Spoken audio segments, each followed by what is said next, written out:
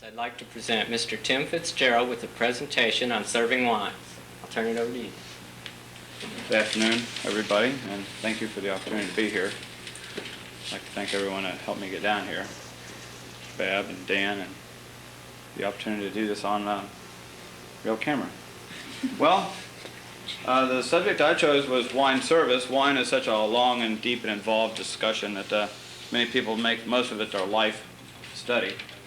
I just try to pay attention to smelling and looking at them and picking the right ones from time to time. But wine service, I'd like to go over a few things as far as how to pick a bottle of wine and what to do with it once you get it on your table. Not so much what you do if you went out and bought a bottle of wine. No one really knows what to go out and look for, but let's just say you want to have a steak tonight, or a piece of fish, or you go to a restaurant and someone says, that'll be the one I'll have, and now we have this bottle of wine. So we got a red bottle of wine for the steak and a white bottle of wine for the fish, and this is the one they picked to go with your dinner. So once we look at it, we got to decide whether it's a good bottle of wine to drink. We want to thank them for selecting that wine and this, that, and the other, but let's take a look at the bottle, for example. The first thing we want to look at when you select a bottle of wine is color. This is kind of clear. The people that are fortunate enough to be the last Chefs Association saw a film by Gallo, nice corporation, and very good wine producers, I might add. But the gentleman said something that struck me funny, that the color didn't mean anything to a bottle of wine. It was the smell and the taste and this and the other. And I'd like to contradict that, and I'm sorry about the Gallo people. Color is the first most important thing in selecting a bottle of wine. You can see we have several different colors of white. These are all classified as white. This is tinted and murky for the academic discussion. And these are all red from various different grades. First of all, if it is a wine, it's three colors. It's white, and then it's rosé, and then it's red. If it's a red wine, it's red because it's been fermented on the skins. So they put the skins in there and it got the pigmentation of it. And of course a rosé, kind of like what that is, a deep rosé, would be a partial fermentation with the skins. And of course a white can be made with red grapes, but no pigmentation or extract is allowed to go through there, and therefore it gets kind of just a plain. Sometimes they're pink. Sometimes they're not even colored at all. That wouldn't even qualify. Something like this might. But I don't know if this can pick up color or not. If it's a white wine, chances are you want to evaluate it on the subject of its youth. And in this case, you got to appreciate the color spectrum. White wines go as far as young to old. In their youth, they'll be very clear, kind of pale green. Hold this up against something white. That's very clear. Pale green. In their mid-range, they're kind of straw colored. That one's got a little bit of something else in there to give the indication. And then they pick up the golds and the ambers. Definitely. We ought to put this one in line. The bottles will throw off a different attitude for it, but you get the message. And here's a very gold wine. And of course, here's a very old wine, old white wine. It was that color when it was youth. And I have a book here that has a few templates on colors. I don't know if it's better to pass this around or see if the camera can pick it up. Let's just pick up a few whites here. Here's some whites, and you see the colors as they go from 6 years, and then he's got 9 years, and then he's got 13 years, and then 52 years. So that's the color spectrum of a white wine as it goes from young to old. Now, who the hell's going to find a 52-year-old wine on the shelf here in Okmulgee? I don't know. But from time to time, it's surprising. Here's some sweeter white wines. Let's see. These are sherries, but you get the message. When they're very old, they're brown, and one of the things you don't want to get when you get a bottle of wine that's white is something that looks like this. This has got Want to know the secret? Worcestershire sauce. But it gives you that murky looking, dusty, it's dead. If this was wine, it'd be dead. It'd be not worth even tasting. I'd tell them to keep it for the pretty label and the bottle size and all that other kind of stuff. But, yet this is gold, and it's got some very fine brilliance to it. And this is real wine, so if I pass this out, I'll watch everyone that's got it. And this here's even older wine. That's a 76, and it's sweet. And this is a 67, and it's still even sweeter. But you can see it's very brown, but still clear. And clarity is one of those things in color that you want to look for. Even if in this wine, it's very sedimented, which is just a wine clearing itself through age. Like you get a can of Welch's grape juice. It's very murky and cloudy, and you can't see through it. But if you were to ferment it and make wine out of it, it would clear up and settle up and turn into a nice clear parcel of red extract like this here. There's a bottle here, by the way, when we get on to reds. It's got the sediment deposited on the inside of the bottle. You'll see what I mean by sediment. Sediment is a natural thing in wine.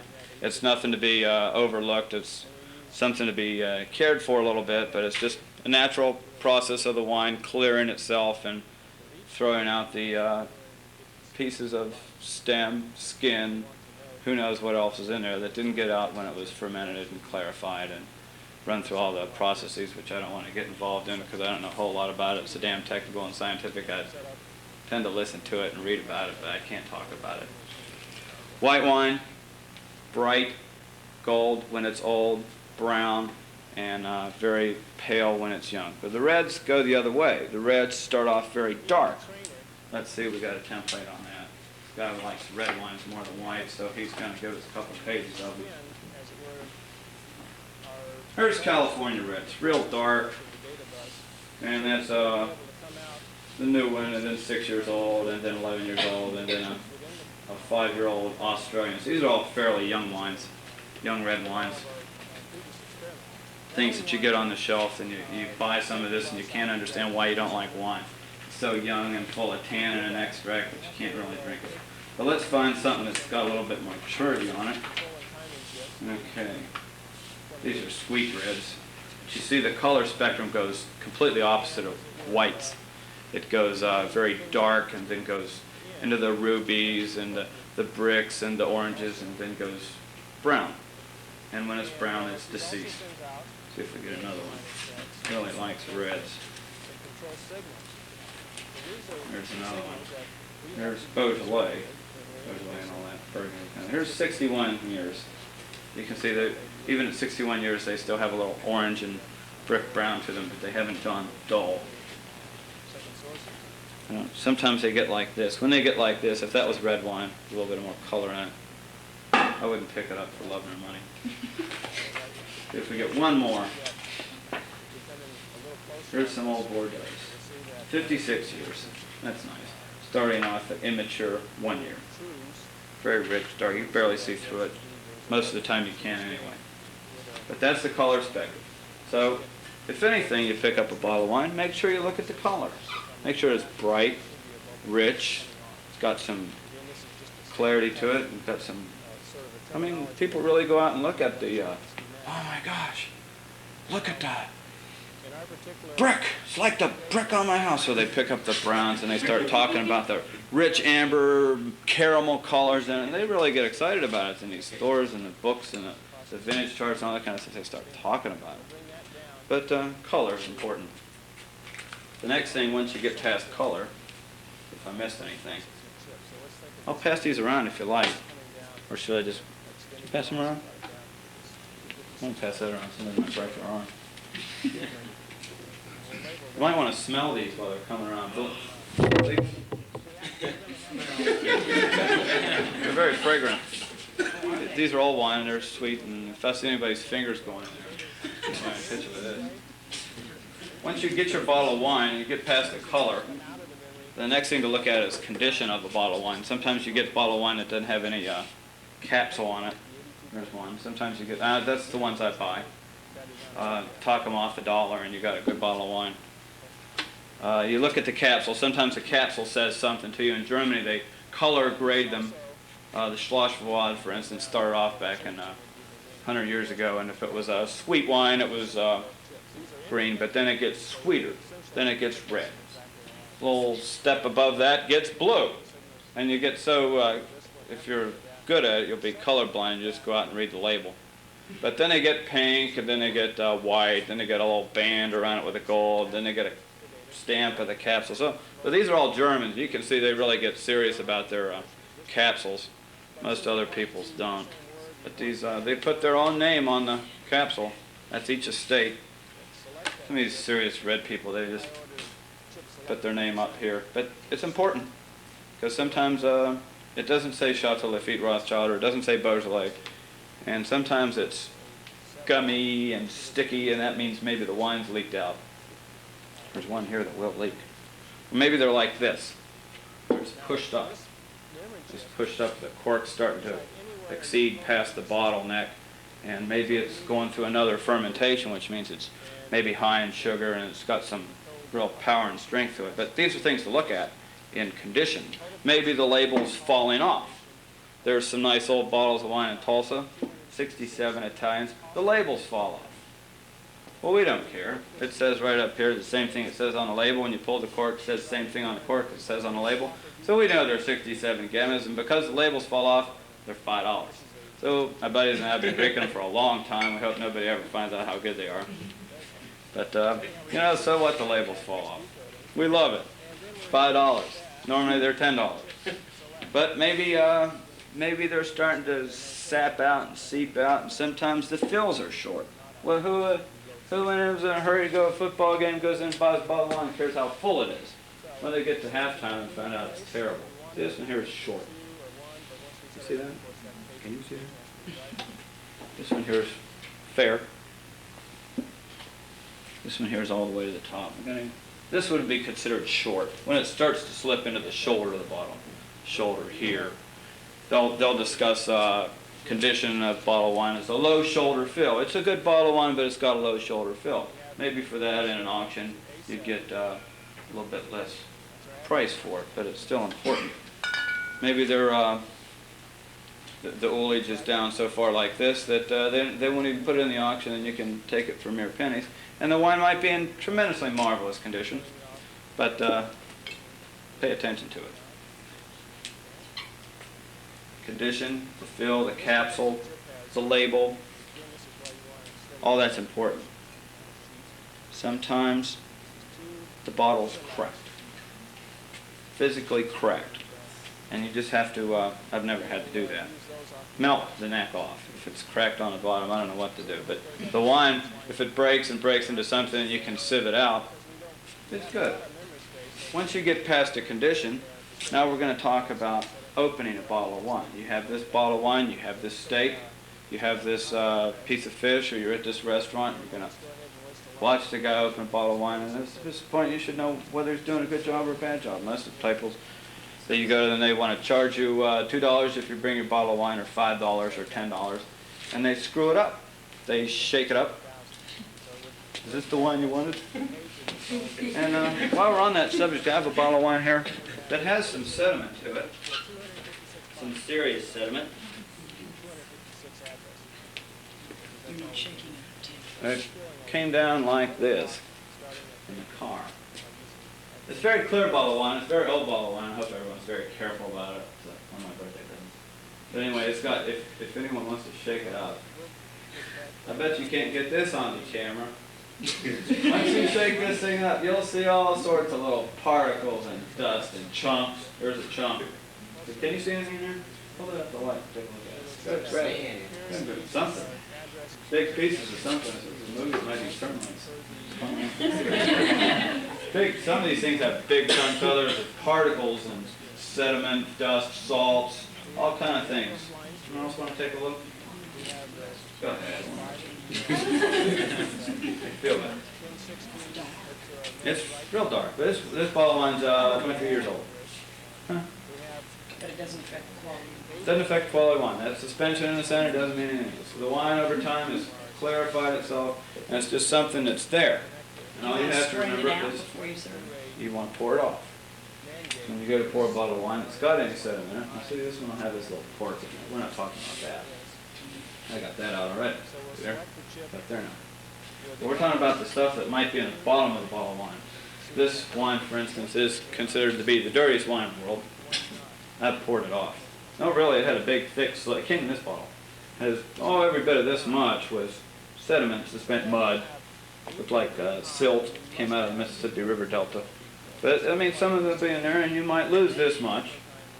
But if you carefully take it after you open it and pour it off, then it'll slide down here, break on the shoulder, and the wine will pass off, and you'll have a clear glass of wine instead of something that tastes kind of bitter and tannic. And if you drop that, I'll come over and smell it. It's going to smell real good. Okay, I'm going to give everyone a chance to open a bottle of wine, or at least this many people, as soon as I show you the right way. And then anyone else that wants to come up and do this, practice. This is for old bottles of wine that you don't want to break the cork. We don't have any of those. This might take it, but it goes down the sides and forces it through some sort of pressure. I don't know. I flunked science in college. Gets it in there and pulls it out all the time. I'm also going to show you what happens if you push cork in. And this one here works best. I'll open this one. Okay, better open one that's got a capsule on it. That's important. Means I need this. It's got a little knife on it. A couple things you want to do when you open a bottle of wine is display any piece of capsule or cork, or maybe the host just wants to see the cork. Sometimes they do that because they really don't know what to do with it, so they just sniff it and snort it and stick it in their pocket and throw it at their dog when they get home. I don't know what they do.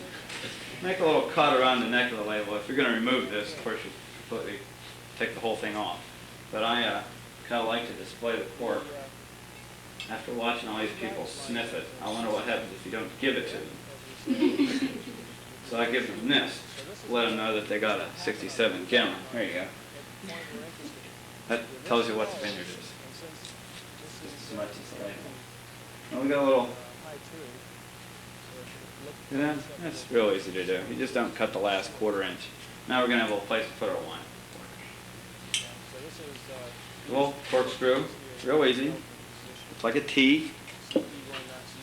And first you want to check it out and see if it's not a soft cork like this thing here. Maybe this is pushed up and the wine inside of it's going through another fermentation or just going bad or whatever it's doing. But see, this cork's actually very soft. You can push it in.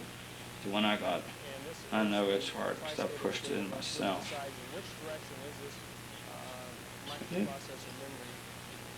Kind of go right in the middle and twist. And now some of the corks, give everyone a good chance that they don't mess it up. Some of the corks are very long. You have a chance to put that whole bore in there. Go ahead and do that. This one here is every bit of an inch. And don't be afraid to go a whole inch, because if you get down there and forget that last, see what I did? You won't get it all. So go ahead and put that whole bore in there, and then this one here's got this little lip lock. And pull it right out. So I even went through that. As long as you don't get any cork in there like I just did, then you're all right. Then we know how to take care of that too. Now we're going to display our cork right here. After we found out it's a German cork and an Italian bottle of wine. And then if you're in a restaurant and you got to get rid of that little bit of cork, that's how you do it.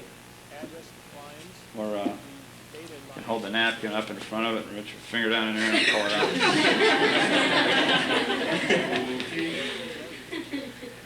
And then, now you got the bottle of wine open. Anyone else want to practice? A couple corkscrews here. We'll save this for this big fella. Show you that works. And I hope somebody there's one here that's got a real soft cork. Anyone else want to come up and open a bottle of wine? How about you there? Come on. You want to use one of these bashful girls. Come on, girls. How about you, fellas? We're going to make this open this bottle of wine. Screw it up, break it up, push it in. I want somebody to push one in, because invariably they always come back into the kitchen. Chef, what are we going to do? Drink it. But I know a way to pull it out. I think one of these is soft. Come on, somebody get up here and open a bottle of wine. Don't be bashful. Any bottle. Any corkscrew? Any corkscrew. Want to try that? Come on, Mark. Really? Like this one here? This one here is different. You can push this one in. It goes all the way in. Then you flip the lock, and then it pulls it out for you, see? I kind of like that. That's for the second bottle of wine, you know. Didn't save a whole lot of energy. No Rothschild here today. This is all simulation. We're obeying the law. Is this the one? Yeah, this is the song. This the soft one? Well, go ahead and push it in for me. I have some information here in books, and just to let you know how much information there is. This is hardly anything. But you're welcome to read or take a little pencil and scribble down some of these, but this is pretty good. I guess you're going to take that off because you didn't make your first cut. Yes, I didn't make my first cut. That's all right. Take care of that. One book that really had a whole lot of help to me when I was working in this wine store, didn't know anything. That's why I wanted to spend my money. It was this Encyclopedia of Wine. It's written by a fellow that was over there in France and Germany during the war. High-level espionage they put him in. He got around to see some of the dangerous, dark, damp, and dirty cellars. Taste a few things too. Well, thank you very much. You can pull out like that.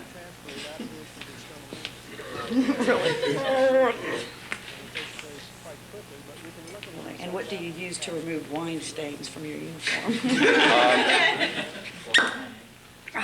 Grease relief works pretty good. It Grease doesn't relief? come out of time. No, that's just pretty good. Does it feel comfortable doing that?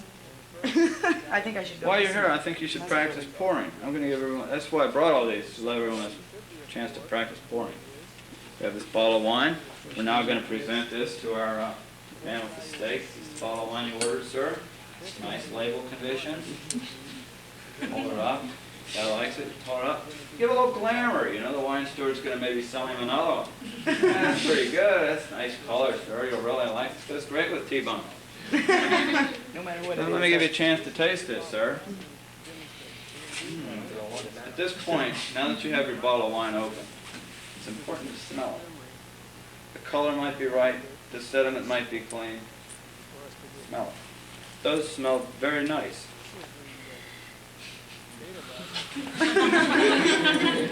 Some of the tastes smell porky. It'd take a minute to let it open up. And reach your hand out like you're going to shake a man's hand. All right, just like that. You're going to pour this in a minute. Reach your hand out. Pour. Twist. Retrieve. If you got a napkin there, catch that little drip. That helps too, but you don't have to. I like how they go up to you and go. Their fingers all over the glass, and splash all over. That's not good.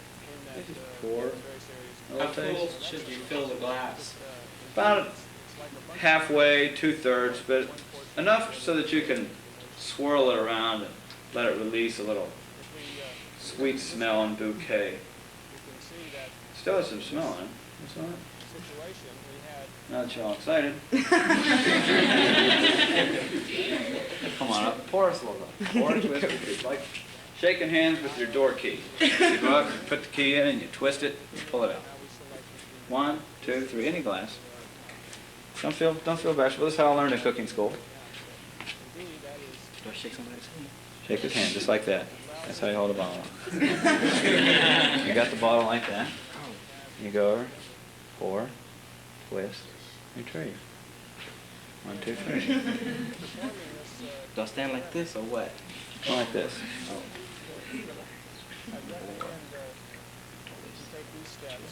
Did he touch that glass with that bottle? Cameraman. Go on, kind of shoot right off the wall. You're only going to give him an ounce now. You got to go home and do that a little bit. You know, just go home and fill a bottle of wine. This is how we learned to do this in cooking school. I didn't just walk into the wine store and pull off a nice bottle of wine one day and go home and smack it. They said, here, we're not gonna give you wine, so they just give us all a bottle and we go home. Anybody else? Come on, I got some other wine here. Everyone's gonna open up a bottle of wine. Who's next? Young man? Come on up here. You're probably a beer drinker. Open a bottle of wine. Pour us one. That's good. Nice rosé. What do you have rosé with? What do What do you have white wine with? What do you have red wine with? People ask me this. They call me up and say, oh, I got this beautiful pork chop. Picked up at Sam's. And I want to know what to have with it. How are you going to fix it? Well, my grandmother used to make it with pickles and carrots and potatoes. So I said, have a nice German wine. Have a nice bottle of beer. But they forever calling me up and asking me things. But basically, rules are, gotta bring it up a little bit more there. There you go. Wasn't that hard, was it? It's a little lever action. Nice. Now you get the pour glass. I wonder if this tastes any good. Tastes like water. Let me get out of your way here.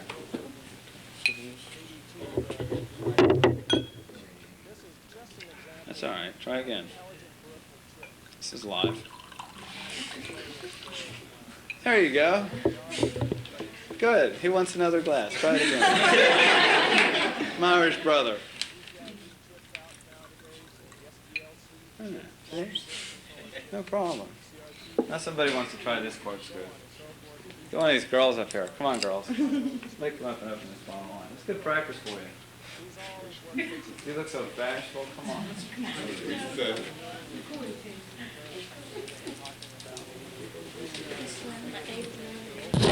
good. Like white wine? Oh, you can use whichever one you want. Somebody's got to push one in yet. See? Check it out. See, she checks it out. This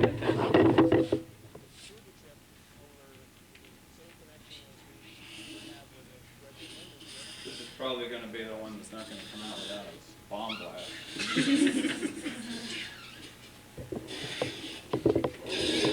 Was that listening? While you're doing that, I'm going to let you see this work.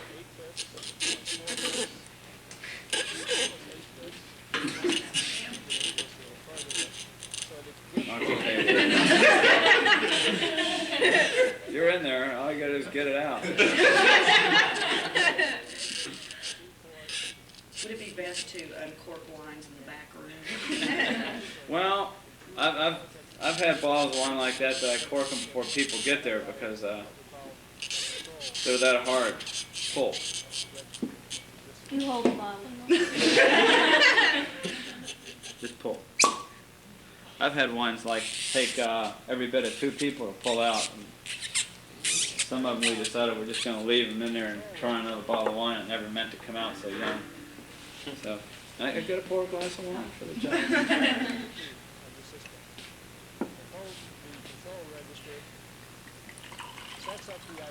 Nice young wine. See how clear that is? Why not have some of that? Very nice. Yeah, this one here, this is for old bottles of wine, or for real difficult corks. Ain't gonna be this one. This one might be the one we want to push in. Okay, so you get this stupid waiter, or is it a dumb waitress? That's an elevator. And they're out there making it look good, and all of a sudden they push the, oh, darn, I'm so embarrassed. Now what do? You run over and you get your raise, get your boss's attention, and tell him you've screwed up a $60 bottle of wine. You don't know what you're going to do. So you got to push some wine out because this is too full. Sorry, boss, I screwed up. Now what do I do? Well, you could probably go in with a corkscrew and get it. Nope. Just where we want it. See, you bring it back to the kitchen, and for a glass of wine, I'll get it out. Take your lucky chopstick. There's 2 strings. There's 1 string with 2 knots on it. And we're going to get those knots right underneath it. This is the most important thing I ever learned in wine school. And you get it under there. Sometimes they just give you the bottle of wine. I'll get another one. You can have this if you can get it out. I got it out before they leave the kitchen. Now you know how to save yourself a little money. If it's your restaurant, if you're on the broiler or in the pantry and they bring that back, say, it's not even, talk them out of it. It's not even worth sending out there. You get your, by the time you squirt all that stuff all over you and they'll send it back and say they didn't get a full bottle. So you talk them out of it. Now you know how to do that. I carry one of these around at chef's desk. There's one in my toolbox. But it's two little bits of twine. Works real good. Well, I got that down with the first one. Usually it slips, and that one pulls it up. It certainly is handy. I usually keep that. I forgot it today. Thanks to the fellow that went over and get it. Usually keep it right in here. I sent a fellow and he never went. Somebody else is going to open a bottle of wine here. I brought all these for you. I know how to open bottles of wine. I'll clear the desk here for someone else to come up here, and I'll keep talking. Someone else can open the wine. Who's coming up? And this is school? Who was late for school this morning? Teresa. Teresa, where are you? This is not on record now. Oh, which one's Teresa? Come on. It's not embarrassing. Well, at least you didn't get marked absent. Which corkscrew you want?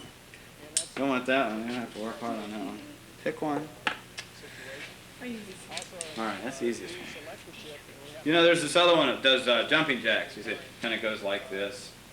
And then it does tend to break more corks than I've ever seen. And then sometimes the arm breaks off me. But I think these are the most standard. I don't know how anyone would ever carry one of those things around in their pockets. They were in a big city serving bottles of wine on every table.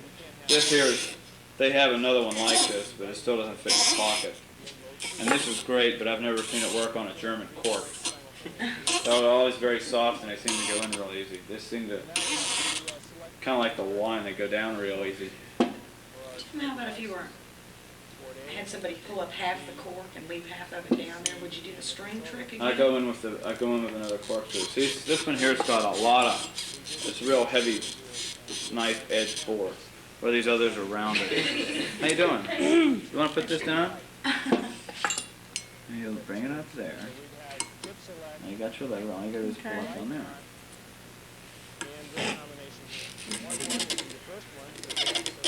Hey, plus, she might have been late, but she learns quick. That feel good? No. Most embarrassing. Oh, that's all right. Everyone say you're sorry for picking on it. We're so sorry, Teresa. Yeah. I'll get you guys back. Somebody's going to mop some serious floors. Now, do I get to pour this? Yeah, that's important. Let me give you some room here. Gross. Okay. It's just water. Shouldn't give away trade secrets, Tim. Well, Now the hard part is when you get table of 8 on a bottle. You don't know what you're going to do.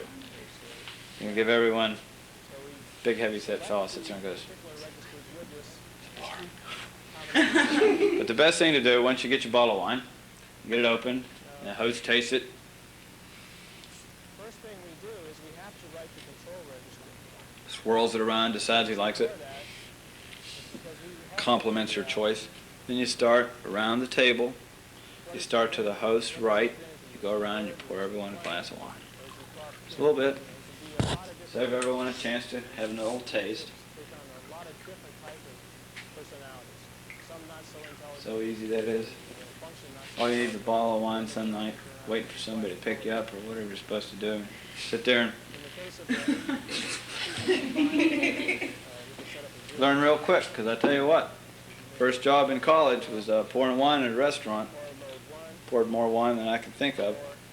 20% comes your way, you think real strong. You pour enough in that bottle of wine, and that glass of wine, to make sure that they get another bottle. That's important. Okay, we went out and we bought ourselves a bottle of wine to go with steak, white wine to go with fish, color. Now, got it poured, condition. The condition is the smell. Obviously, these aren't going to have too much smell because these are all the old bottles of wine, the sample bottles out of my refrigerator. But they have some smell. You'll have to get a chance up and smell these. They're still alive, but they taste terrible. You smell a wine. This wine is a live, living product. It's a complete and single fermentation of grapes. We're not talking strawberries, apples, or grapefruit. We're talking grapes. And there's so many different kinds of grapes, we'll try not to go into it. But a wine is fruity and fragrant. And if it's not, it's missing one of its important components. It's missing that desire to stick your nose in there and smell it, and then that next desire to get your nose in there and taste it. And if you don't have that in a wine, better look for a better selection, because that's important. Color, smell, taste. If you take a glass of wine and you swirl it around, and because it's alive, anyone not had baking? But anyways, a wine is like bread dough. It's got yeast in it, and unless it's pasteurized, some of them are. Gallo and some of these bulk wines are pasteurized, so they'll hold on the shelf better. But unless it's not pasteurized, then it's going to be alive and active, and it's going to be there, and you're going to roll it around, and it's going to emit some sort of a nice, pleasant aroma to you. It's going to take a couple minutes, maybe a half an hour to an hour, to come to its actual taste standards, come alive. It'd be like that dough. They put it near the heat, and it warms up, and it gets active. And a wine will get active in it. So the first taste won't really be that good to you. And these are things that people don't really understand. That, hey, you want to have a glass of wine? Just open it up. Doesn't faze them. It's harsh. It's bitter. It's kind of, did you ever roll raw dough? I think of dough when I think of wine. Because you pull it out of the refrigerator, and it's kind of hard. It's kind of soften up and get fluffy like. Wine gets fluffy. What can you do to make the wine soften up? What should I do to it? Well, I shouldn't say this in Oklahoma, but the best thing you can do is get in your car, pour yourself a glass, and drive down the street with the window open, because it's that circulation of air that puts it into the. But you can swirl it around like this. Put some in your glass here and swirl it. You take it like this. Swirl it. That's why people do that. Unless it's to make it look good. How do you know when you've done it enough? You really won't. It's a very relative factor. A white wine will probably be more active and volatile when it's 10, 15 minutes open, and a red wine, I'd say a good factor time would be 30 minutes to an hour. And some wines, if they're really young, will sit there and perfume all night long. And if they're really old, 20 minutes later they've lost all their flavor. They're starting to fade off and get tart and acidic, and they're dying. Some reds might go for days. I got this. I think I brought it. It's been open 3 days, and it's still just full of great fruity flavors, and it's very irrelevant. That's one of the things I study. I'll pour a big bottle into a regular bottle, and then I'll drink that much. And then the next night, I'll pour that into half bottle and drink what's left. And then the next night, if it's still there, I'll pour it into this bottle. And this bottle of wine's been open, I think, about 3 weeks. And boy, I like to taste that. And it's still alive. It's still fruity and flavorful, and it's got some nice color. But now this one here has been open 3 weeks too, and it's starting to dull up. It's dying. I taste it when I pour it in. It still had something there, but not much. So that's very relative.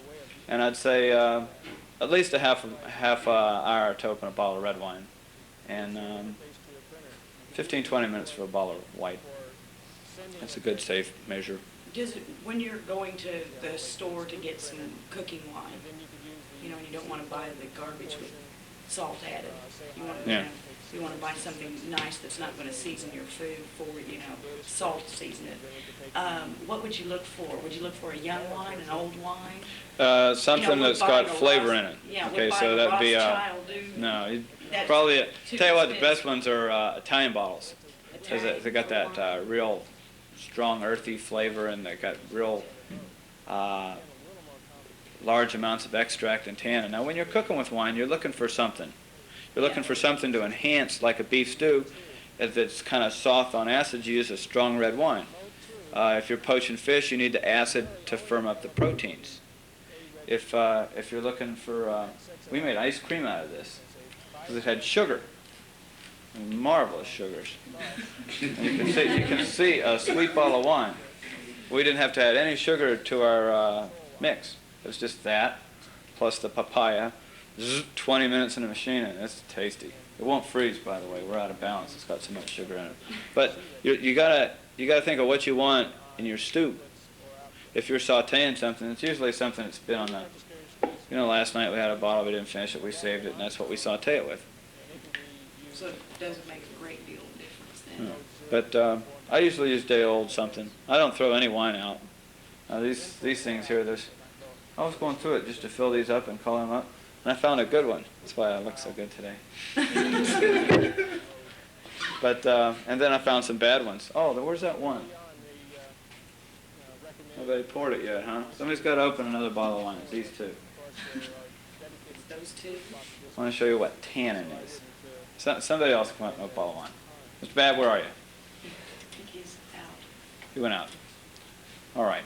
They're telling me it's time to look at a couple other things here, like the clock. So I don't want to. What is the most expensive bottle of wine that's been sold? I brought the auction catalog to let everyone know that there are some serious bids going on out there. Wine isn't just a. I'm going to push this one in too. There's the softy. Wine isn't just a beverage. Wine isn't just a scientific. Some of this a commodity. People are exchanging these things out there for outrageous monies, and I wish I had some of them to buy.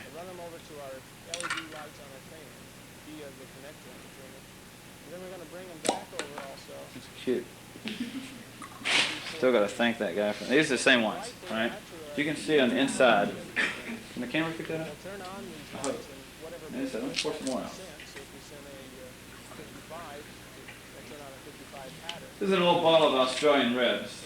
Not really old as far as age, but I mean it's been open about 6 months.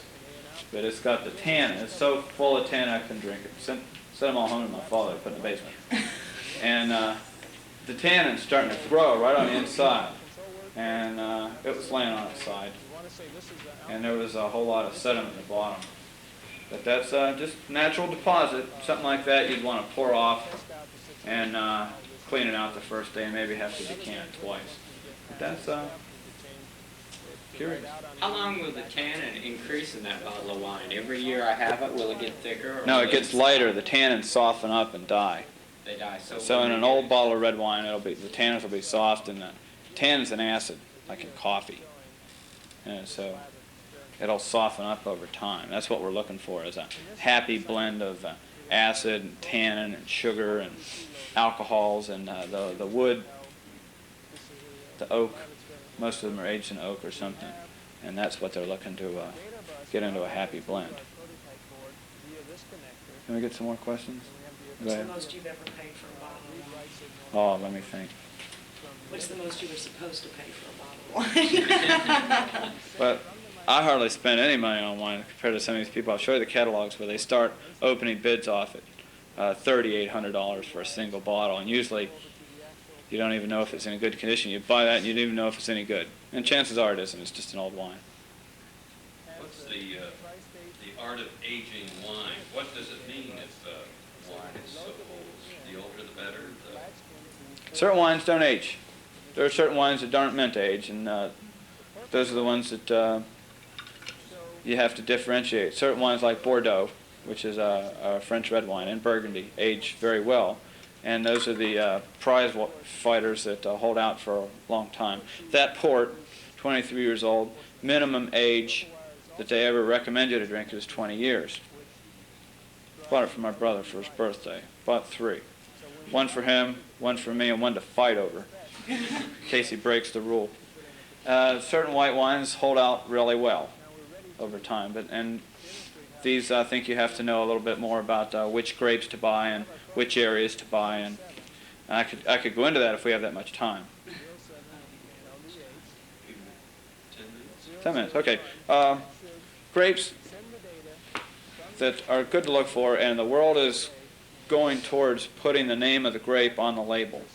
Varietal labeling is very predominant in California. Cabernet Sauvignon is one of those names that you've probably heard in a label. Zinfandel is a grape name. Chardonnay is another one. These, Johannesburg Riesling, and I'll give you a couple more in real fast succession. Pinot Noir, Petit Syrah, Sauvignon Blanc, Grenache. These are all varietal grapes. Gewürztraminer is a great name. It's not a place, it's not a town. In Germany, Johannesburg is a town. Johannesburg Riesling is the grape that grows in that town. But it's still the name of a grape. And the whole system of labeling throughout the world is getting to go like that and legislate the label accordingly. I didn't bring any labels. Oh, I got some books here with labels.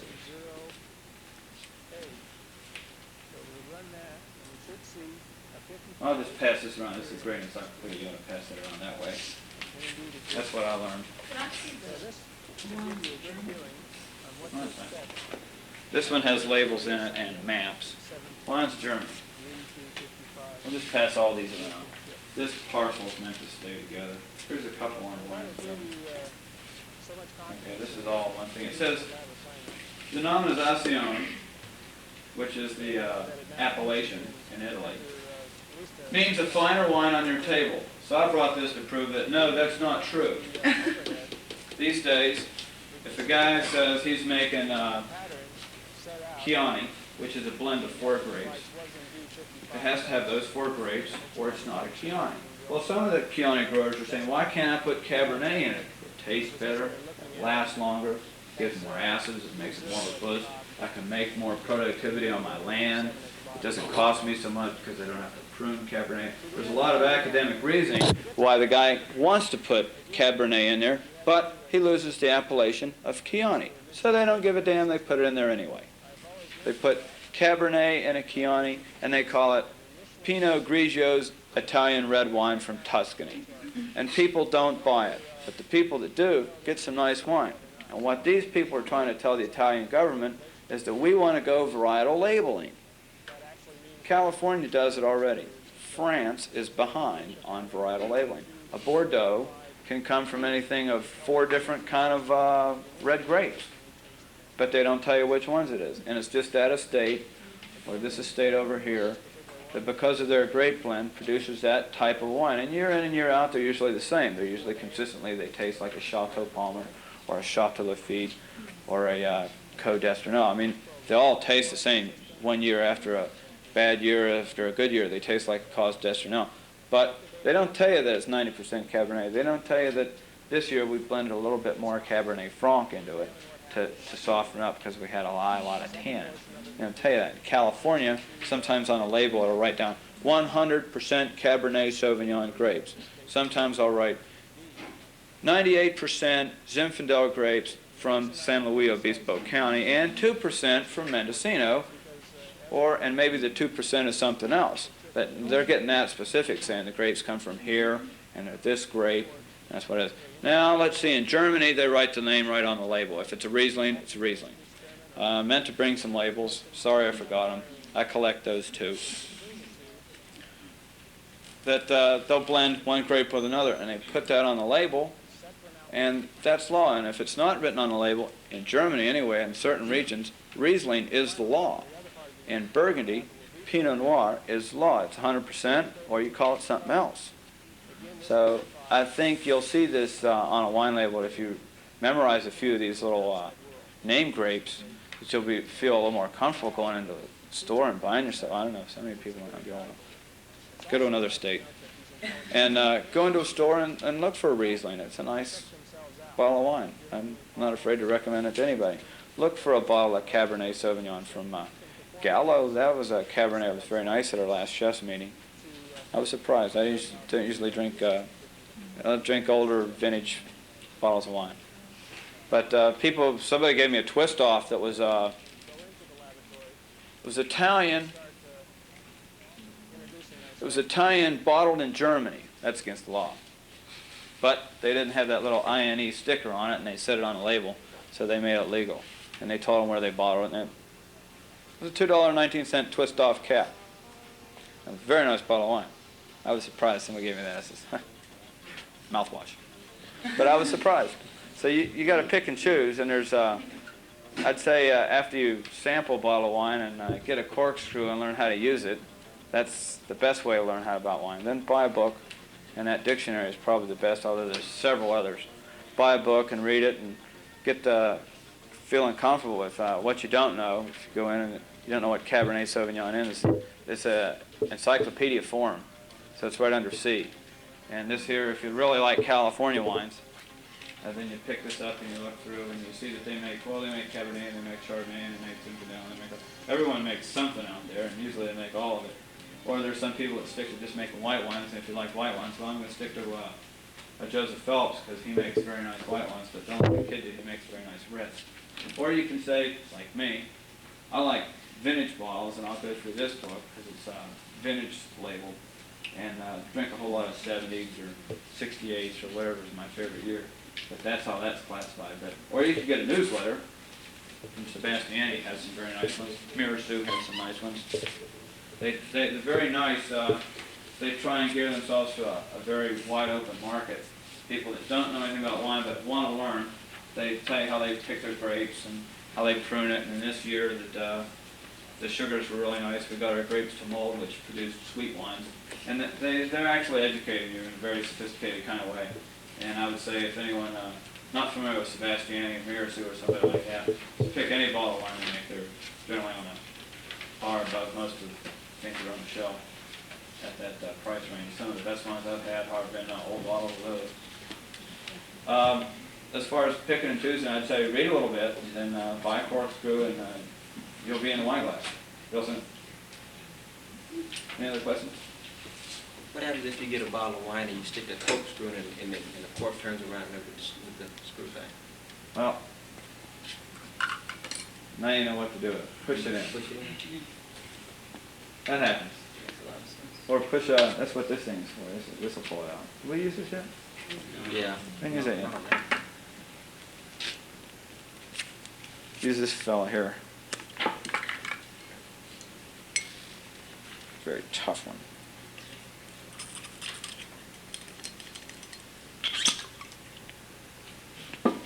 You have to work at that. You'll find a way to get it out.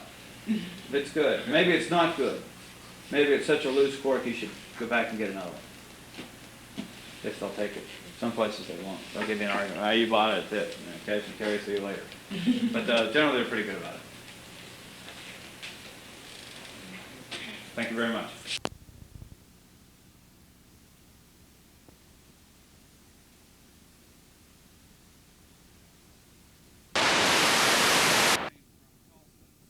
Country Club, we have the executive chef, Donnell Weaving, who will lecture and demonstrate. Donnell Weaving. Thank you, Mr. Bell. Today, if you'll bear with me, we'll do some garnishes, some decorating, show you some of the different types of books and culinary art tools that it takes to provide some of these functions for you. If later on, as we get through some of these garnishes, we'll have a little question and answer and any problems or any little things you want to know about either garnishing or any part of the food business, I'll try and answer them for you. And then if I don't have the particular answer, I will come up with an answer for you and then let you know in the near future. Why don't we first just discuss a few of the basic tools that you use for decorating and garnishing. One interesting comment about decorating, they say the art of decorating is covering up. In a lot of cases it's true, taking produce and vegetables and different items that may have a little imperfection to it, and then using your talents in such a manner as to carve around it and cut it away and turn it into a handsome decorated piece. This will give you a chance to use some things that may be broken in your kitchen, tore up, or a little crack in a melon, things like this. Then you just carve some interesting decoration around it and still get some good functional use out of your pieces. These are just a few of the different tools that you use, and I have a cabinet in my office that's got about 6 different shelves in it, and they're loaded with different things I've collected over the years. This is one of the things as students you'll have to start to think about is how much expense you want to put into your career. And if you're making this your career, then you need to start at a young age to develop your equipment and your culinary library and photographs. A lot of these particular things, as you do them, you should have a camera. You should start photographing them. So one, you can remember, and two, it becomes a selling tool later on. As you get older and you go out for a job, you can show a potential employer exactly what you're able to do. So there's a variety of different little melon ball tools, different sizes to do different jobs, some different shapes. There's the Olivet, which also has there's another one that has a little fluted edge on it that gives you just a slightly different shape. You have a variety of different zesters and strippers, which will cut different little shapes out of melons, orange, lemons, limes. This is a julienne cutter, which will make very thin strips. It'll either give you a striping effect on your fruit, or else if you need little thin strips for Cumberland sauce, for your bigarade sauce, items like that. This is a little melon, grapefruit knife to scoop out your grapefruit. This is one very similar to a grapefruit knife, except it has a smoother edge, and you have a little groove in the back that you can come around your piece of lemon, orange, and grapefruit, any one of the citrus type fruits, make a little thin strip out of the center, and then you just take like you would take, say, an orange or a lemon, and you come all the way around, make a stripe, and then you go in and then take it all the way around, and then your little cup comes out. So you'll have a perfect cup for putting sorbet in, or your bigger fruits, grapefruit, oranges, and so on.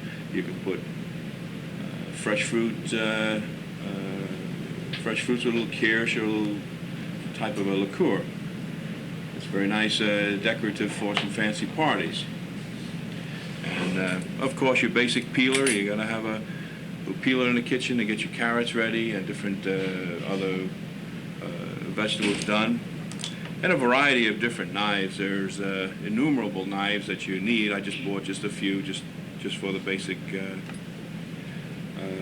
conversation that you need a knife. Then this is a little exactor set that has a variety of different little cutters in it. I'll just lay a few out here. These are different things you can use in your carving, slicing, digging out for different shapes. When you get a melon and you do some of the interesting carvings, like you'll see the Japanese Orientals do, they do some beautiful, very unusual type things. And they use just a little handle like this here, comes along with the set. And you just put your piece in, lock it in place, and then you have a very nice, interesting tool for doing grooving. And you have some different other little cutters that actually will give you some of the same effect that this will, but this is just another part of this set. Different other parts too. You can get a nice square little ridge coming out of a melon.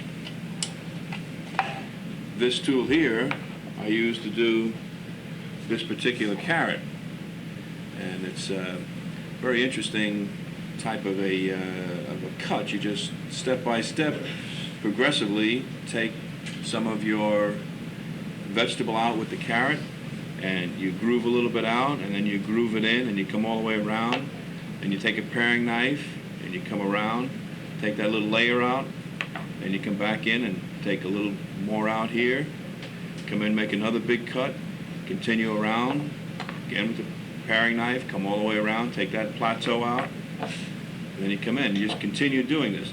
You can do this off of a large carrot, you can do that off of a turnip, and there's some Chinese vegetables that you can use. Chinese, they go kind of a long white radish type of a vegetable that's very useful. So these are some of the basic tools you use.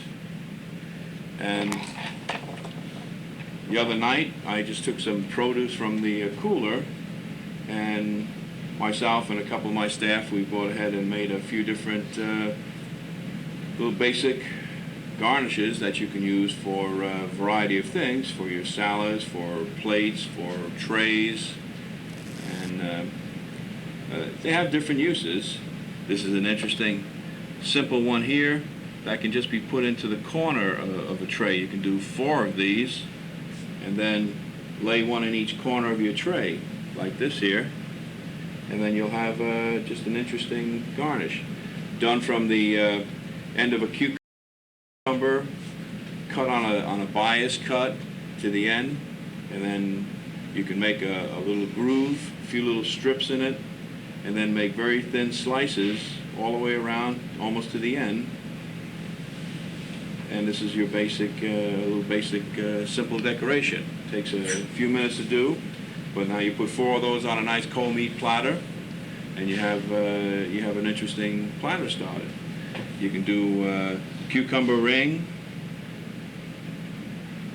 Just cut your rings, cut your little circles out. You have your little round cutters, sets of round cutters, and they can go all the way around your tray, or you can interwind it.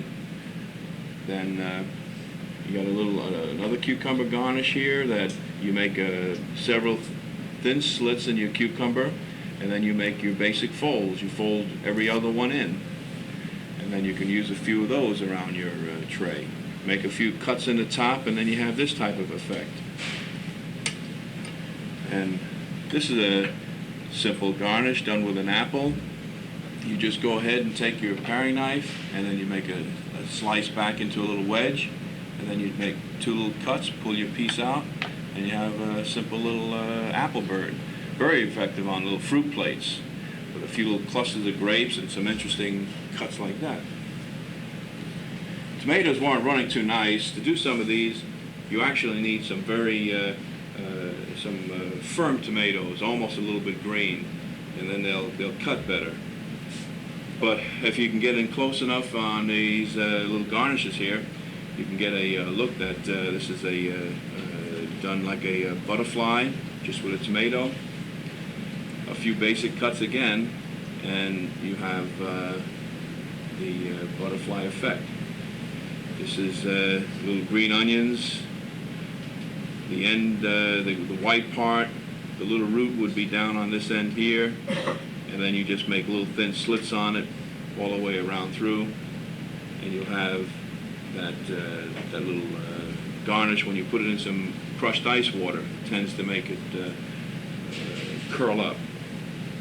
Variety of different things you can do with carrot. I've already showed you this one piece here with the carrot, but then you have different things. This is a little different, done with this little tool.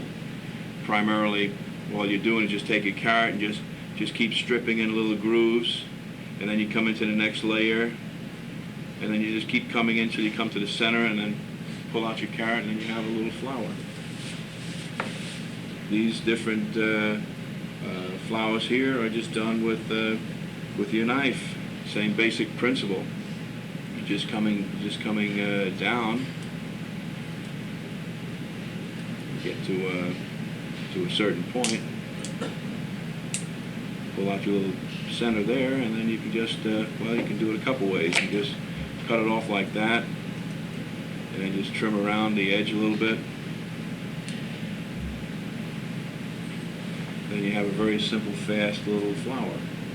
And make them a little bigger, longer, and you can make a couple of little cuts in them to get a little stack type flower. So much of this is your own imagination and your experience with a knife. As you start to use these tools, you can get very imaginative. This little orange is very simple to do with any one of these little tools here. You just take your orange and you cut these little strips down, and then take it back out. Cut it down, take it back out, and then your strip looks like that. And you just take it, just fold it back underneath. Just go all the way around.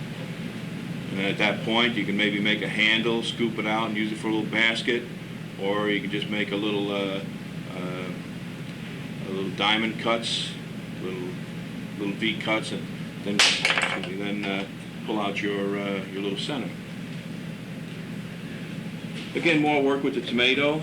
This is kind of a little version of a bird here, like the apple bird. Again, just making your basic cuts, a couple of wings on the side. Very nice on a potato salad with a little bit of lettuce underneath. Put your little bird up there. Tomato over here with just make some straight cuts, and then take your paring knife and just shave that back, fold it back, make your little petals.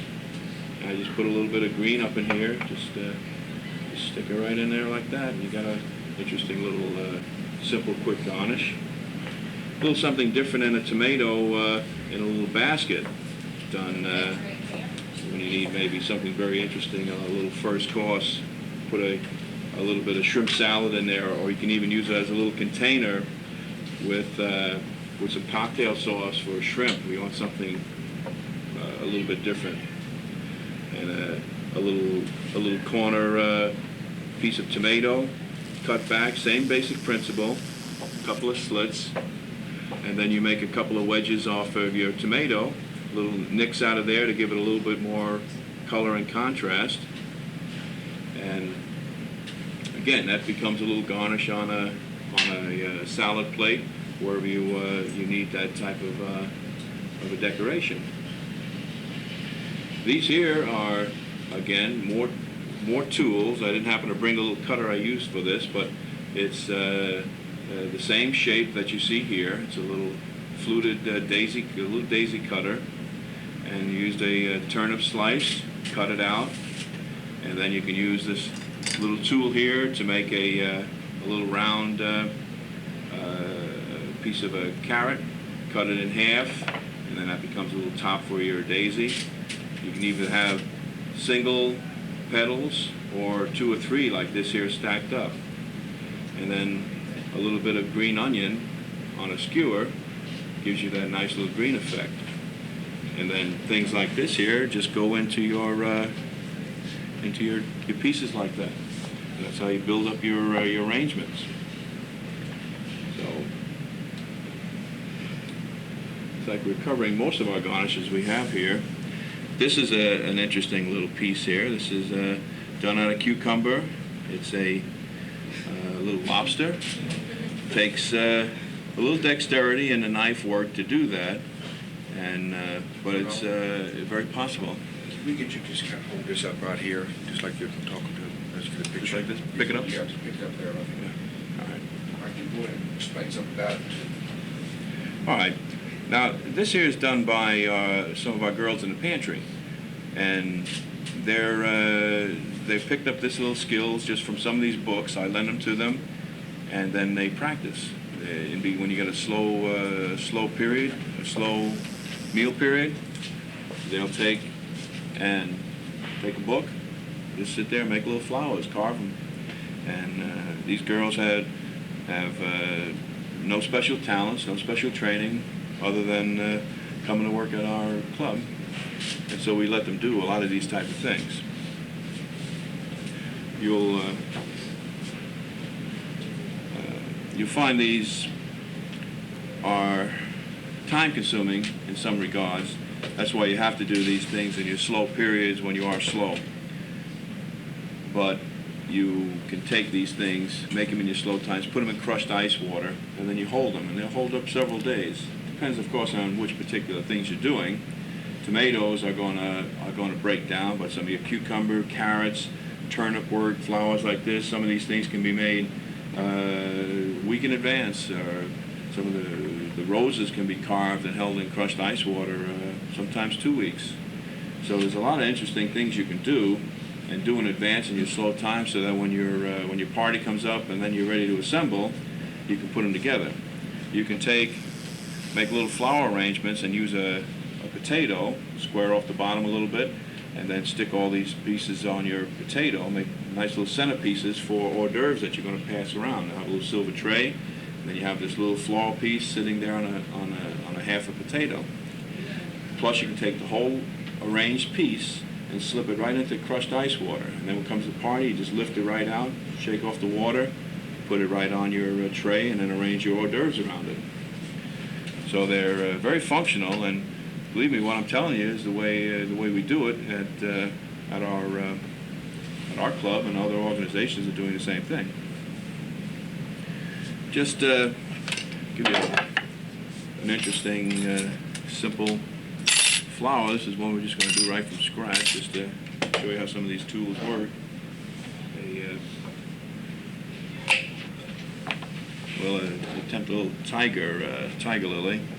This is a mandolin cutter, and this one comes from France. I've had this probably 15 years now, and it is starting to wear out a little bit. It's just like losing an old friend. This little cutter right here is just not as stiff as it used to be. You used to be able to set it in a position and it would just stay right there, and you can just carve, and it's just kind of wearing out on me, and it's just making me so unhappy. I've had this for so many years, just like losing a pet.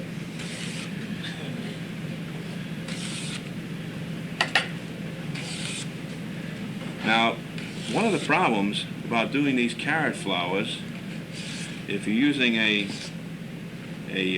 slicer at one of your machine slices, they tend to break up the carrot as they go through. As it comes out of the slicer, there's just something about it, as it's coming out of the machine, you'll get little fine ridges in it. And then when you try and do something which requires a curl or something, they just tend to break. So it is a bit of a problem. Unless you have some of the right tools, it can be a little difficult to do some of these things. Now the curls are done nicely if you can curl them up, then you can put them in some cold water and they'll crisp up. If you want your product to get a little flexible where you need it to make twists and turns, and you can just take it, put it in a little warm salted water and let it sit for 10 minutes or so, and then you can make some of the different designs and flower products and products that require turning and twisting that your product may break. Your item might break. Sometimes you get some carrots that are really not very good in the center, and tends to be woody. If they are, just get another one and use the other one for soup or stock.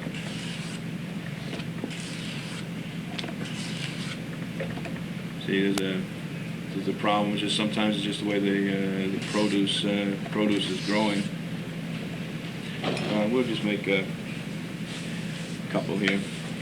You just make a little slit up on each part of the carrot, and then a few slits in the center. And what you'll do is just turn them in like this, and you're going to get the first part of your flower. See if we can get a little holder here. Kind of twist them in as you put them in. They tend not to break so badly. If they start breaking up, just cut these little pieces in advance and put them in some salted water, and it will help make it a little stretchier. It won't crack so easily. Put just a couple of little slashes on the end coming up, and then you make a few thin strips in the center, and then it just comes off like this here. Put one on one side, one on the other, and then you get a little carrot. Now you can make a few more on here, and get 4 of them, and then you can just take a little piece like this here too. Oops.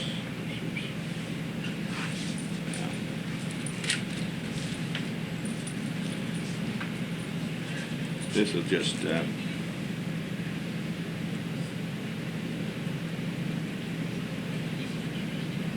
up in here, and then it just tightens your piece up.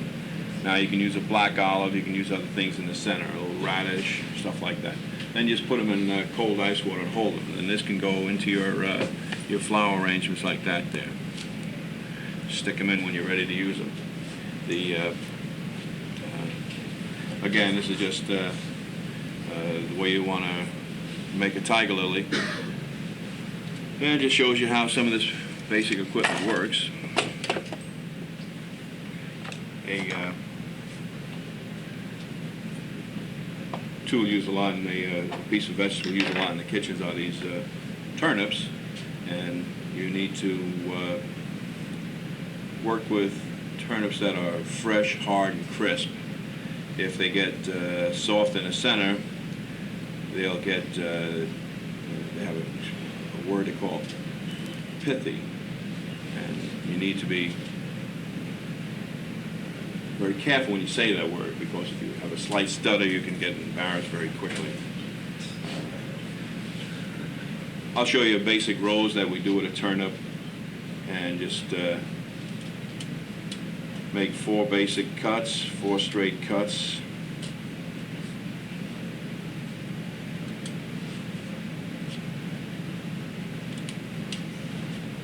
Get your petals on the side, and then you just come in with your knife and just come around, just take out this extra material.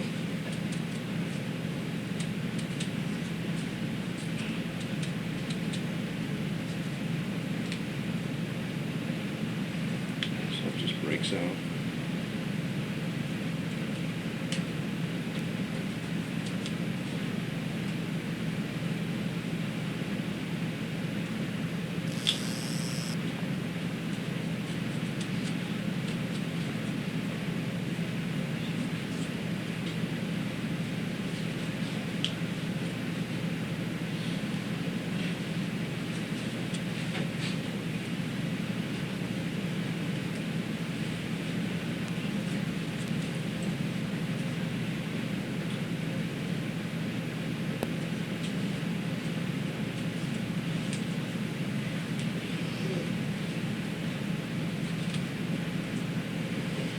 And as you're progressing on, you can come back a little bit as you get all your petals. You can come back and clean out some of this extra material. And you just kind of just shape it a little bit, kind of round off your inside just a little for the next cut. And you come in, make another cut. Now you do that in this little rounded area right here.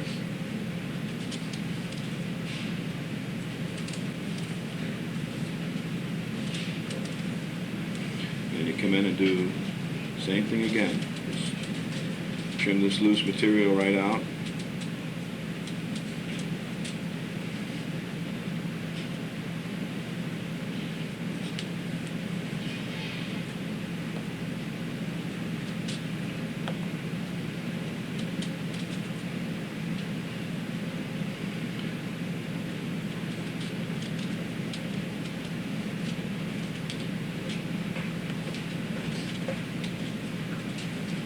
Some more.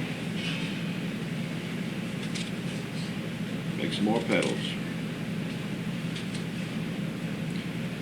And what I'm doing here, you can do with a carrot also. Same basic principle. Make these cuts, scoop, trim it out. You make nice little carrot flowers. I think there's one on here and different ones again. After you make your little cuts, come back in.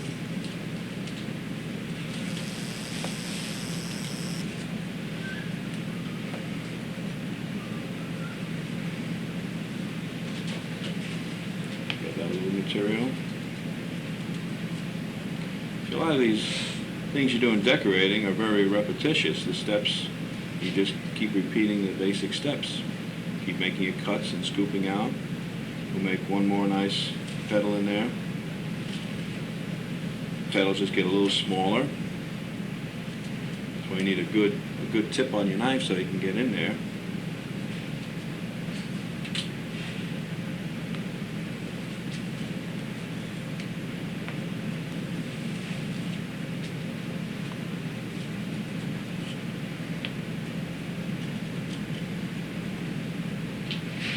then if you want just on a tip, you can just kind of just close that, just make a little tight, little 3-piece V-cut there. Get it with the tip of the knife a little bit, and take that little center piece out.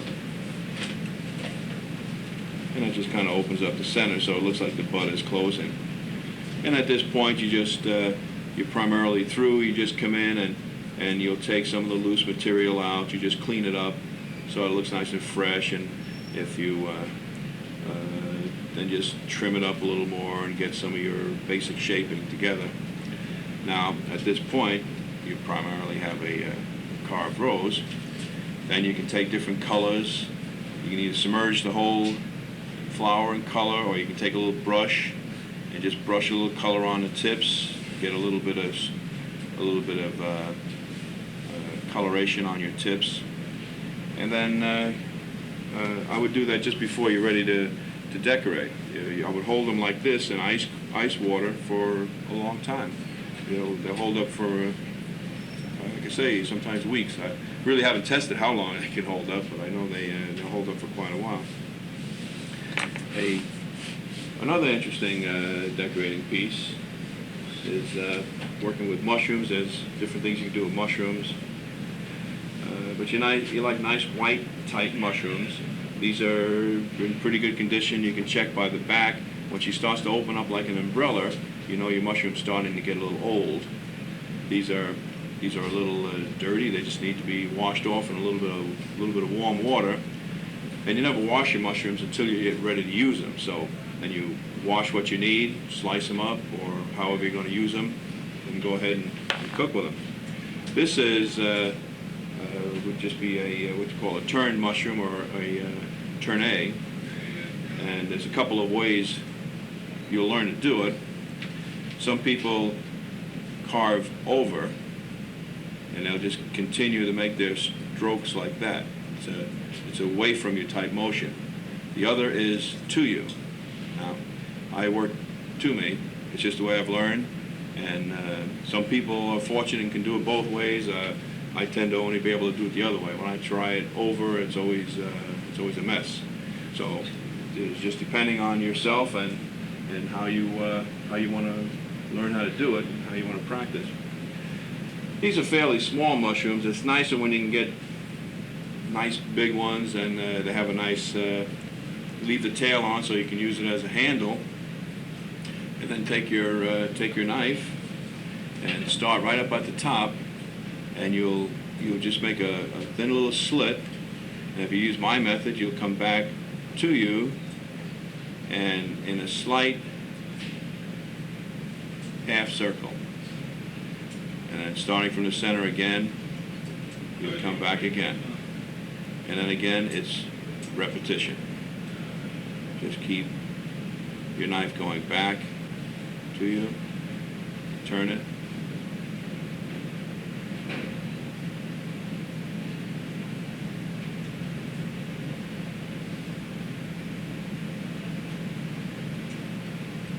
The fresher your mushrooms, the firmer, harder, tighter they are, the better this will be. This is used on various decorated pieces. You can just put them in a little bit of water and some lemon juice, and it'll help to whiten them up and clean them. Take your little mushroom scraps and just save them. You can just put those in stock pots or your mushroom duxelle. And this is, for all practical purpose, right here, a turned mushroom. Now, people can go a step further and just gently take the tip off a little bit, and then with the tip of the knife, just you can make a little indentation, press out a little star in the center.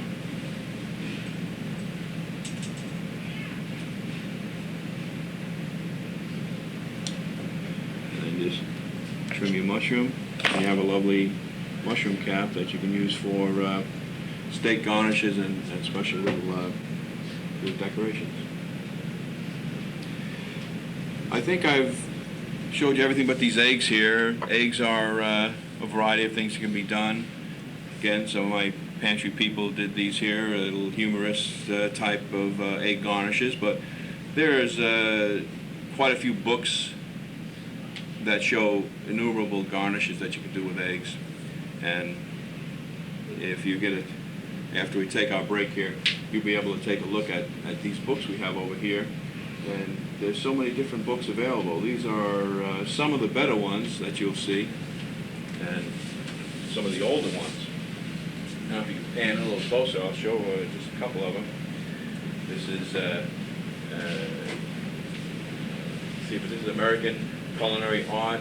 It's an older book, and it's not very colorful, just black and white type drawings, but one of the old classic books. And somebody with some good skills and some good imagination can take a book like this and be able to interpret it, and then with your knives and different tools you have available, be able to use it for some very clever decorating. There's just a whole variety of books. This is one on canapes, hors d'oeuvres, and buffet dishes here. And this is one of my favorites. It comes from Japan, it's from China. Chinese appetizers and garnishes. These Chinese people are just so clever in what they do with their garnishes. It's absolutely amazing. So this one book I really recommend whenever you can find it in the store. And from there's various sources. This is the Art of Okmulgee second edition, and here's already the third edition. Just an updated version of this book here, and just a little bit more information available in it. One of the real big ones, this is the buffet and receptions. This book here I think runs either $89 or $99, but has some tremendous artwork. I don't know if you can get in closer here, and you can see some of the interesting pages they have, different types of beautiful photography in here. And this is what you need to help give you inspiration when you're doing some of your dishes. If you have these type of culinary books and your tools. Now this is another thing you need to be doing, is taking photographs of not only your work, but when you go to these culinary shows, these restaurant shows, and shows you the different skills of people around the country, and it gives you an opportunity to get a visual record, so that when you're home and you're in your own operation, you can look at these things. You may not do it exactly the same, because remember, these are done under very rigid conditions. They're competing for prizes, awards, and they're very precise, and it takes hours and hours, sometimes hundreds of hours, to do some of these pieces that these chefs do in these shows. Some of these wedding cakes and pastillage pieces, they spend sometimes 400 and 500 hours producing them. There's chefs that start sometimes 2 years in advance of a show, not even the next year. They're already thinking 2 years in advance. So they're that far ahead with their thinking, and they always have some pieces working on a little bench in a little corner. They'll go and spend a few minutes when they have an opportunity, do a little more work, and then leave it alone and come back. So what are we learning here today about decorating and Okmulgee? You're learning you need to have good first-class tools. You need to keep them up, keep them clean, keep them sharp, keep them under lock and key. It's unfortunate, but you got to watch your tools. If you lend your tools out, I think it's a good idea, if you have a lot of them, to make a little written record of who's borrowing your tools. If you got your cabinet, they can write it on a little piece of paper, put it in the cabinet. When they replace it, you rip it up on them. The books are the second thing I strongly recommend, that you have a good collection of first-class decorating books, Okmulgee books. And then a good visual record as you do your own work. Take photographs, get yourself a good camera, invest in it. It'll be an important asset to you later in life when you're in there negotiating for a paycheck. You'd like to be able to walk in onto an interview with a nice album, your attaché, you have your menus you've worked on from the different places you've been at, you have your letters of recommendation, and you open everything up, and then this is you, this is your life. So the better you can show yourself off, the clever you are, the better your paycheck's going to be. Then imagination. From these books, this is just really the stepping stone for your own imagination. You look at these things and you say, well, gee, this is a clever idea. Now, if I do this, this, and this, I'm going to have a different decoration. So this sparks your imagination, sparks your talents, and then pay attention to other people around you, other chefs, part of these associations. They have meetings, they have seminars. There's always good chefs out there that are willing to share and are willing to give their own knowledge and talents out to you and other younger people, and share some of what they got from other people. We all tend to start off at about the same stage in this career, knowing nothing, and then you build from that point.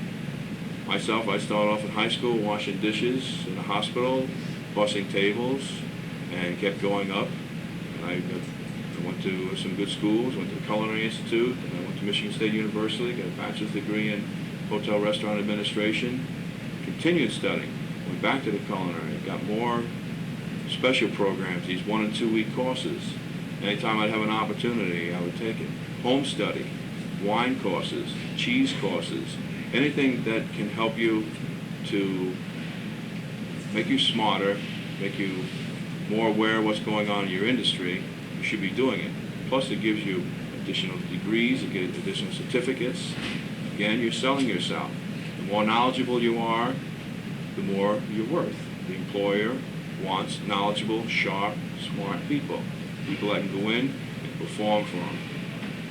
And other than staying healthy and not fooling around with drugs and too much alcohol, I tell you, that's a deterrent in this business. It's so easy to get involved in heavy drinking, and it'll ruin your career. So think about it young. Don't screw with drugs or liquor. Just take it as it's meant. It's meant to be used nicely with your foods, with your, to make you appreciate the taste of the things that these people have created, and these fine wines, these fine liquors, liqueurs. Take them for what they're worth. Don't get addicted to them. And work hard on your garnishing. It takes practice, practice, practice, practice. I can't tell you how many of these flowers I've done over the years, and I do less of it now because in an executive position you tend to get into more book work, more supervision, but you still need to keep your tools sharp because you never know when you have to go back into that station and do the work. So people can sometimes say, oh, the chef, what's he know? And he just, all he does is sit behind the desk all day. Remember, a lot of us had to have worked on those lines to get up to those jobs. So you can't forget where you've come from. And you never know when you got to go back there. So stay sharp. What do you think at this point, George? You think we need to answer some questions, or what do you want to do at this point now? I think I've pretty well shown them what I wanted to show them.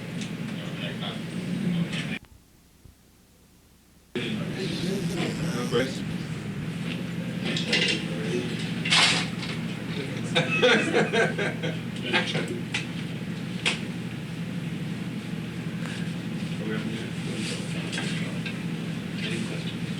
Okay. What's your question? I got one. Have you ever done any of that pulled sugar sculpture? What does it involve? I mean, any special tools? Or? Involves a few special tools. You need some type of warming device to keep your sugar warm, so that it will stay the pulling consistency. You have to cook your sugar in a high-sided pot, preferably a copper line type pot, which gives you more even conductivity. then you pour it off on a marble slab, and then you have to work with it to get it to cool it down. And then you start to pull it and stretch it, and this will turn it from a clear liquid to a creamy color. And then you usually add your color as you start your pulling. Get your color in and then start to work it in, and then you start to pull it, turn it, pull it, and then you get it into a little mass, and then you're ready to start working with it. Make your leaves, make your ribbons, flowers, whatever you're going to do with that point. When you start your flowers and things, are you talking a matter of seconds to get a peddler, whatever down, Well, or you have to work relatively fast, but if you have a little warm area, you'd be surprised how it stays to a nice pliable consistency. It's once you got your heat source here, maybe you got a heat lamp or you got a heat rod, and usually you work over some type of a canvas stretched over a board, or you make a little frame and then tack your canvas down so it's nice and tight like a drum. Canvas seems to work the best. It seems to stick less with your sugar. So you'll have that type of a medium put on it. You stretch your sugar, pull it out, and pull your leaves off, and then you set them on the side. Then they'll get a little hard. When you get enough leaves done, then you'll have a little bit of a little sterno or a little gas flame. And then you just take your leaves and you just kind of just get it right near the edge, soften it a little bit, and then just start sticking them together. Get another leaf, just like you're doing a marzipan flower, same basic principle. Only the sugar will, the softer part will stick and hold, and then by the time you reach for the next one, that one's almost set already. If you don't work quick enough, it'll crack on you. So you got to keep the right consistency. If it's too hot, then it'll just fall. Yes. I'm sure it's impertinent to ask, but I can't help but wonder with your experience, things like that, what your salary is. Yes, pertinent. It's, I don't know, right, it's probably not thing for me to discuss. Yeah, I have a question about your hiring. I don't know, will you be able to talk, even though you're doing now? I was wondering, how many people a year do you hire, or do you just? Depends on how many leave. So I've had a crew hold together better than a year now. I haven't really had to hire any major people. How many people do you have in your? But now, by the end of June, I'm going to lose quite a few of my cooks. One's going to California to a cooking school. The other's getting married, going to go to Oklahoma City, and his wife is going to study, and he'll work. And then when she gets her degree, then they're going to go to either the Culinary Institute or another school out in California, and then he'll go to school and she'll work. So the crew goes that way. Bill Atker was working for me in the kitchen. He's one of the students here. He went on to I think it's OSU.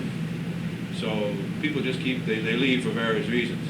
It's when people keep walking out on you for they don't like the job, or they can't stand the people they're working for, things like this. Then you got some serious problems. Yeah. You can't help people want to better themselves. Excuse me, how long did it take you to get where you went? Well, I graduated from the Culinary Institute in 1960, so I started in 58, and so from 58, and I'm still learning. I still learn every day, and I keep looking to improve my skills. I keep reading, I keep buying more books. I spend a lot of money on my profession, and I think it comes back in dividends as you get older. You spend it so much each year. Don't try and get your whole culinary library and tools in 1 year. So much each year. Always put something into it, and never forget where you got it, so that as you get older and you learn, you give it back too, like I'm doing here today. This is payback for some of my education I received from people. What do you consider a basic set of tools, and what do you feel about getting it? It's a good question, a hard question, because I guess basics what you can afford at the time. The more you can have, the better you'll be able to perform your work. You see already there's almost the equivalent to these 3 smaller knives, and really one knife would probably get the job done, but I probably have in this size range maybe 6, 7 different knives there. And it just, certain ones feel good at you for a certain job, or just keeping your edges up when you're doing some work. It's good to have 2 or 3 knives that you can exchange off quickly, so you don't have to go back and shop, and you don't want to have to stop your work once you're starting. And again, there are some basic things though. You need a few different knives, some serrated knives. You should have 1 or 2 different zesters and a few different sizes melon balls, maybe a little X-Acto set like this. A tool like this becomes very handy, and they have some available now. I think they're stainless steel. They're probably running about $130, $40 maybe, a set like this here. And that's some of your basic tools. Then you're off in other areas. This is just the Okmulgee section. Then if you're going to be doing bakery, I got all different types of tips and bags, spatulas, combs. I have my own spinning wheel for. So these things you just kind of pick up as you can acquire them. Can you give an approximate all the stuff that you wanted or needed for your work? How much did it cost you? Can you give an approximate? Well, what I have altogether, I'd say I probably have between $12,000 to $15,000 worth of stuff. But that's accumulated, and again, how many years have you accumulated? Yeah, I've been accumulating it over all the years since I started. It's just you just start and you just save and hope nobody lifts the stuff on you. I've lost things over the years. Just do. So I'm just telling you now, watch your stuff. Get a good toolbox, or get a good cabinet, lock it up. What's our chance to get a job after you graduate? Or do we have to go on more? Well, it depends on what position you're trying to get into. What do you think we can start off with after we graduate? Probably line cook. How much would we get paid? Line cooks usually start off somewhere around $250 a week. Whatever bonuses are arranged, that's usually a 6-day week, 9-hour day, with half 9-hour day, and then whatever extra time you want to put on your own, learning the business. Where do you find these specialty items like this? Like I say, you don't go in TTNY somewhere and pick them up. Yeah, you're right. Sometimes you'll be lucky. Some of the smaller tools you can find in your gourmet shops. Other than that, there's a few supply houses. Prince Company, which I'll give George the address unless he already has it, has a tremendous supply of cooking cutlery, fancy cutters, books. They probably list 40, 50 at least books, this type of books here and other types. And then I have, I give you access to the Culinary Institute library and tools. They also have a very, very extensive library and specialty tools. So I'll make those two available. And anytime, like I say, you're in these little gourmet shops, you just poke around, look around, and you'd be surprised what you find. That's where I find a lot of these small little things there. I just see something that looks clever and I find it. Yes. Of all the areas, which is your favorite part of the kitchen to work in? Running the kitchen. Running it, being supervising. Right. Yeah. I like this. I like the overall administration part of it. I enjoy going in and giving, like when you do a new menu, talking over the new dishes, the demonstration how to do it, and then just watching and seeing it all unfold and how it all comes together. Going out to that member. Do you specialize in one certain seafood, any area that you? No, I've never gone. I've really never picked up a specialty. I just try and do it all really as well as I can. Because I have different loves. I enjoy doing the Okmulgee. I like the saute and the entree dishes, buffets, ice carving. So all kind of interplays. How long do you have to work till you get a raise? I mean, if you start at $250 a week, how long would it take you to build up raises and stuff? Can you answer that? Well, there isn't a structured increment program. Per se, like if you're in a big factory or something, you're going to find out in the industry, not too many places have a definite raising programs. Depends on what your worth becomes to the organization. And there's some reasonable lengths of time. You should always, I think, be reviewed after a year and be told either, yes, you're doing a good job and we'll give you a little bit more, or we think you're just kind of holding your own and you better work a little harder or you might not have your job. So that's pretty much the avenue. Your worth to the organization, how hard you work, how much of a go-getter you are. Your worth becomes apparent to the employer. If you're a go-getter and a charger and you're not sitting on your duff and you're not in the corner reading a newspaper and smoking a cigarette, but you're over there producing, cleaning, keeping your station up. When out of order comes in, fire, get it out there. Don't give them don't give your waiters any crap on the line. Help them get their food out of the kitchen. They need a little help garnishing, getting the covers on and stuff. Your job's really not done until that customer's eating his food. Just keep that in mind. If you produce a meal and it's sitting there and drying out and getting cold, and you're sitting there going ha-ha to the waiter, you're not kidding anybody but yourself, because the waiter's going to go out there and go ha-ha to the cook. He screwed it up. He gave you cold food. The waiter's not going to take the heat. He's going to say to this waiter, the cook screwed up. Who's out there defending you? So your only defense is to make sure that you do the best you can on getting that food out of the kitchen. It's very important. When you first started out in cooking and stuff, did you make mistakes or? Certainly. A whole lot of? No, I was perfect. I never made a mistake.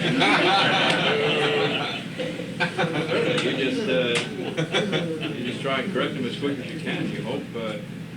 I think anybody who's ever worked abroad or has screwed up a steak, I don't think anybody can ever send out every steak perfect. Somewhere you missed it. Either maybe you did it right, but the customer thinks you missed it. So he pays the check, so he has that right to say, I don't think that was a true medium rare. You can go out there and say, it's medium rare, you know. He's not going to go for it. Chef, I'm probably going to put you on the spot. I've got a couple questions to ask. One is, what do you look for in a prospective employee? Something that you could relate to the class here of whenever they go to apply for a job, how they can better present themselves, or what that maybe they're going to be. You're looking for prior experience, of course, is always an asset, and good references.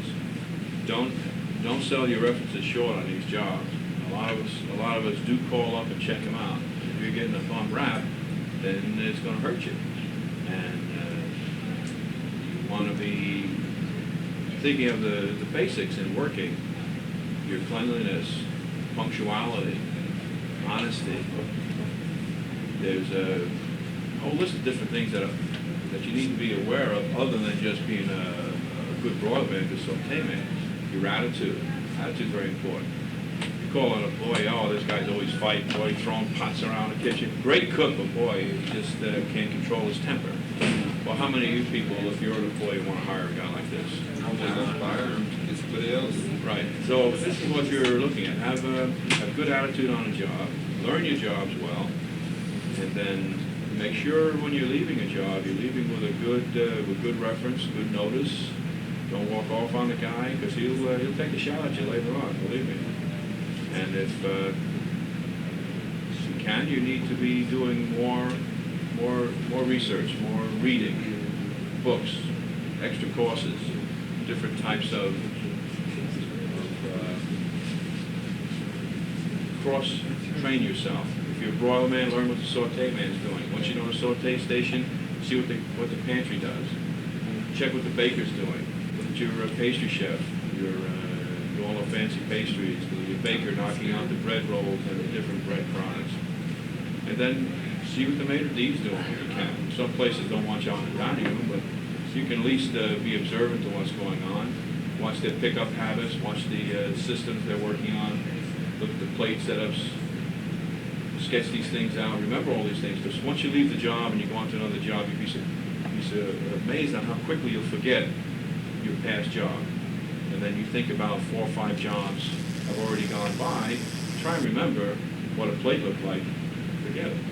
So take photographs when you can, or sketch them out if they don't want you to take any photographs on your job, and draw them out. Save a menu. You always should be able to pick up a menu from your places. Get whatever little information, little forms they use. Save all these things. Put them in a folder. Try and mark it. Whatever restaurant it was, the year you were there. Keep your dates straight. You always get a good letter of reference when you're leaving the job. But if you do have a serious endeavor of going ahead in this business, you want to get certified, you're going to need to have very good records of all these things. And if you leave a job before a year, you won't get any credit for your certification. So you have to have full year increments on each job. If you work 9 months, you're not going to get any certification credit. So you're going to have complete years. Okay, let's see if I got this right. Okay, let's say a chef gets fired or whatever, and they hire a new chef. Why is it that the other employees under that chef get fired, laid off? Why? Yeah. Well, sometimes it's just a cost of cleaning house, is the expression they call cleaning house. But it shouldn't really occur until the man's had a chance to go in and work a little bit and see what the skills are. I think if they just go in and clean house right away, it's unfair to the current employees. If they are traveling with their own crew, they have 2 or 3 people they like to work with, that's just facts of life. You have to go in, you have to know who your staff is going to be. You're coming in under trying circumstances, and if you're coming in from another city and you can bring 1 or 2 people with you, you know those people, you know what they can do for you, and you can depend on them. It's frequently going to do that. The chef will bring his own people, whatever, and no can the other people there? It's very possible. It's hard life out there. It's a very, very hard life out there. Now, I'm not saying this always happens, but it does happen on occasion. So you have to be aware of these things. They can happen. So that's why you have to be very sharp on the job. It doesn't take long for a chef to walk in there and watch somebody who's goofing off, and bang, you're gone, baby. That's just the facts of life. So I asked a question about the money thing so I could prepare myself if you're looking for this high pay and you don't get it, this kind of set. There are chefs in the country making anywhere from $75,000 to $100,000 that are working for a paycheck. Now, there are other chefs making more that are working for themselves. They're a chef owner, and some of these chef owners are making in the hundreds of thousands of dollars. You get people like Paul Bocuse and so on that has his own restaurant in France, traveling all over and giving all these lectures and so on. He's making a fortune, cookbooks and so on. James Beard, look at all the cookbooks he's had over the years. Craig Claiborne, Ferdinand Metz, head of the Culinary Institute, is probably doing very well for himself. But they've worked hard for it.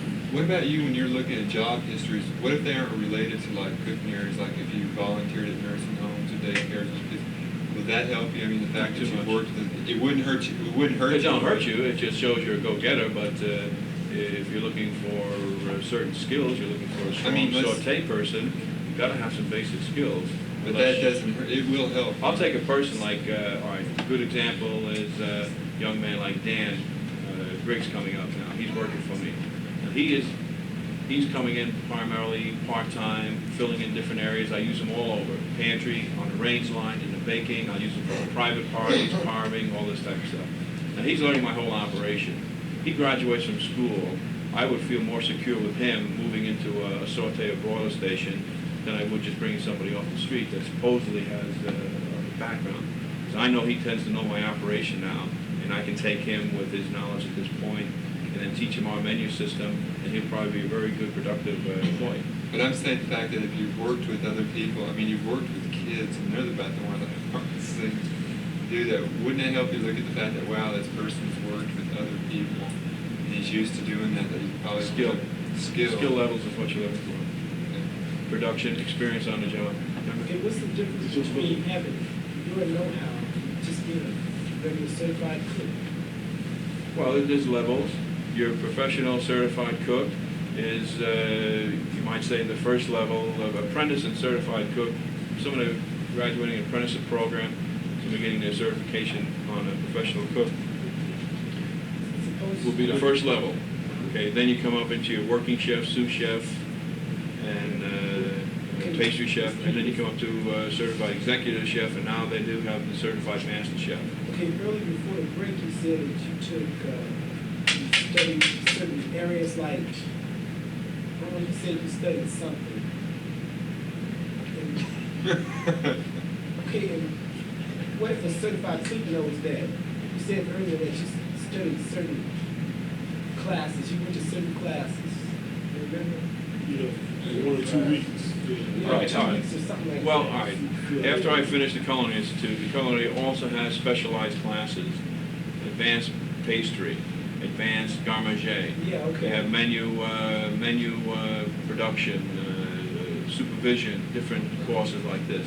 Yes, they do help, and of So course, the cook knows that then, shouldn't we be like, well, he may know, he may not know it. That's why I graduated from 2 different schools, and I still keep going back for more because, one, there's things they're going to show you